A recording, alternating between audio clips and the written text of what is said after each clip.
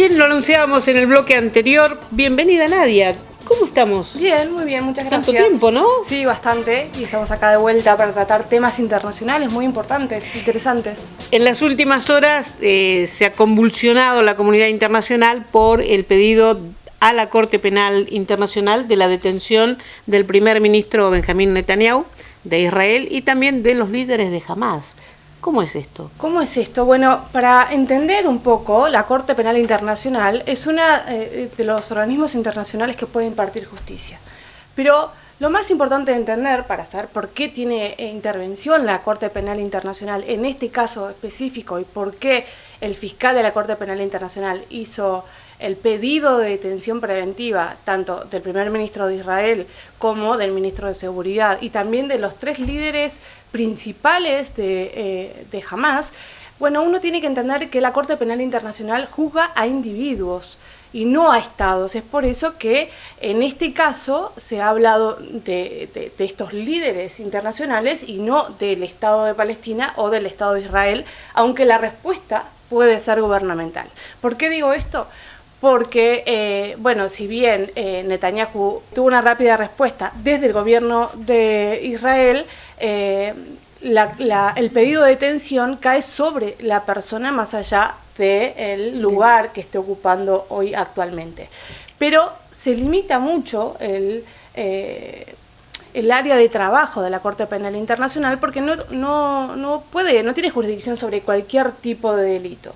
Y uno dice, ¿por qué hay una ley internacional? ¿Por qué se juzga a individuos en este caso? ¿Y por qué fue creada la Corte Penal Internacional? Porque no son suficientes los tribunales ordinarios de cada uno de los estados. Bueno, se han tipificado 4 tipos de delitos específicos, como el de genocidio, el de lesa humanidad, los crímenes de guerra, entre otros, que están tipificados porque son delitos de tal gravedad que atañe a toda la comunidad internacional y que juzgar ese tipo de delitos es necesario para evitar heridas a nivel internacional como ha pasado en la historia, ¿no es cierto? Es por eso que en este caso el fiscal de la Corte Penal Internacional ha decidido que es necesario investigar sobre estos crímenes que podrían haberse dado dentro del último conflicto bélico entre Israel y Hamás, que es este partido revolucionario que está en Palestina y que ha atacado brutalmente al Estado de Israel el pasado 7 de octubre. Y a partir de allí también la toma de rehenes, de más de 100 rehenes, que hoy, hasta el día de hoy, todavía hay negociaciones para la liberación de ellos. En las últimas horas se habló de la entrega de los cuerpos de 3 rehenes fallecidos, pero paralelamente lo que cuesta comprender es que si bien Hamás tuvo una incursión, se habla de 1.500 muertos, la represalia de Israel se ve desproporcionada, ¿no? Hoy se habla de más de 35.000 muertos en la Franja de Gaza. Bueno, justamente esta es una de las respuestas del primer ministro de Israel cuando dice que este es un tema de seguridad nacional y que Israel no va a cesar en su búsqueda de justicia cuando está hablando de seguridad nacional. Y por supuesto tiene líderes internacionales que lo apoyan, como puede ser el caso de Estados Unidos, Alemania se ha pronunciado, Italia se ha pronunciado, la República Checa, entre otros, y de hecho la vocera del gobierno de Israel ha pedido que todos los países del mundo tomen postura al respecto y pidan que cese esta persecución, como de alguna manera la denominan, hacia el primer ministro de Israel. ¿Tendrá alguna relación esto con la inminente o el inminente reconocimiento del Estado palestino por parte de España y 2 países más? Tiene que ver, bueno, de hecho, ¿por qué tiene jurisdicción la Corte Penal Internacional? Porque la Corte Penal Internacional reconoce al Estado de Palestina y Palestina es uno de los estados parte de la Corte Penal Internacional. Son los estados los que en realidad son parte del Estatuto de Roma que da origen a la Corte Penal y claramente no solamente tiene que ver con el reconocimiento del Estado palestino, sino también que es una de las grandes críticas que le hacen los estados a esta reacción de la Fiscalía, es decir, cómo se puede equiparar 2 personas con alto rango gubernamental en Israel con terroristas, ¿no? Porque ellos consideran que se los ha puesto a nivel internacional en un mismo rango, cuando en realidad están hablando de un grupo terrorista y de un gobierno soberano.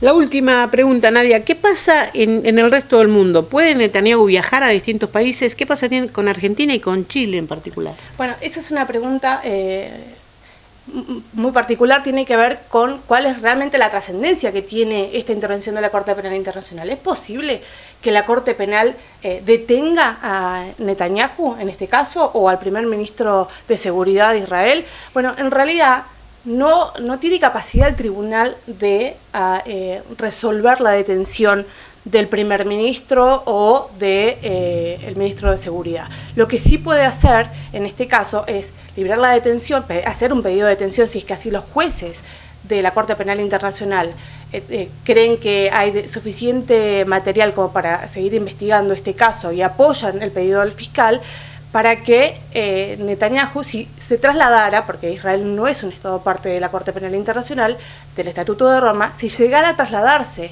a otros lugares del mundo, a otros países que sí son parte, podría llevarse a cabo esta detención.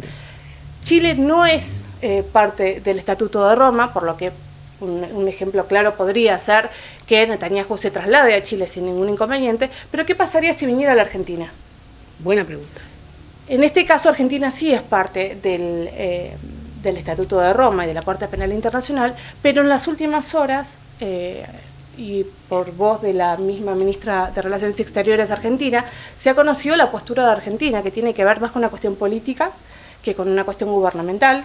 Tiene que ver con que han decidido expresar su posición, la posición argentina, con respecto a este pedido de la Fiscalía y han calificado como de equivocada la postura del fiscal Khan con respecto al pedido de detención del primer ministro de Israel y han además asegurado que esto tiene que ver con un problema también de soberanía, ¿no es cierto? Y que lo ha puesto en esos términos, asegurando que los tribunales de Israel están llevando a cabo ciertas investigaciones y que la Fiscalía de la Corte Penal Internacional ha desconocido todo este trabajo que hasta ahora se está realizando. Por eso considera que es equivocada y la postura de Argentina hoy, creería yo que en caso de que Netanyahu se trasladara a nuestro país, no habría mayor inconveniente porque Argentina no actuaría en consecuencia. Pero podría hacerlo si así quisiera.